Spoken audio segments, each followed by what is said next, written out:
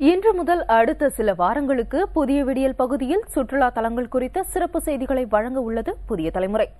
தமிழகத்திற்கு மட்டுமல்லாது தென்னிந்தியா முழுவதற்குமான மிகச்சிறந்த சுற்றுலா தலமாக திகழ்ந்து வரும் உதகமண்டலம் குறித்து இன்று பார்க்க உள்ளோம்.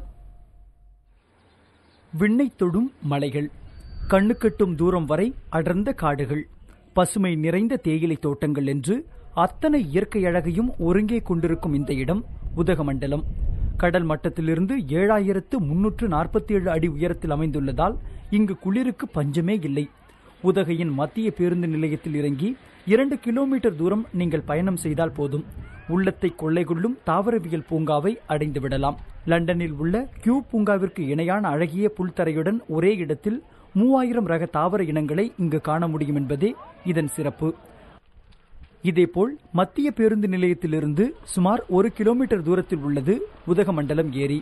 65 ஏக்கர் பரப்பளவில் அமைந்துள்ள இந்த ஏரியில் சுற்றுலா பயணிகள் சவாரி செய்வதற்காக 318 படகுகள் உள்ளன. ஏரியின் மறுகரையில் தேனிலவு படகு இல்லமும் உள்ளது. உதகையின் மற்றொரு சிறப்பு ரோஜா பூங்கா. இங்கு வந்தால் 4 ஹெக்டேர் பரப்பளவில் 5 அடுக்குகளை கொண்ட 20,000க்கும் மேற்பட்ட ரோஜா செடிகளை நீங்கள் பார்த்து ரசிக்க முடியும். இவை மட்டுமின்றி இன்னும் ஏராளமான இடங்கள் உள்ளன. கோடை சீசனை முன்னிட்டு உதகையின் அனைத்து சுற்றுலா தலங்களையும் கண்டுகளிப்பதற்கு ஏற்ப தமிழ்நாடு அரசு போக்குவரத்து கழகம் சார்பில் சுற்றுலா பேருந்துகள் இயக்கப்படுகின்றன. இதில் பெரியவர்களுக்கு 90 ரூபாயும் சிறியவர்களுக்கு 60 ரூபாயும் கட்டணமாக வசூலிக்கப்படுகிறது. ஆட்டோ, டாக்ஸி என்று தனியார் வாகனங்களிலும் நீங்கள் பயணம் செய்ய முடியும். உதகையின் மற்றொரு சிறப்பு மலை ரயில்.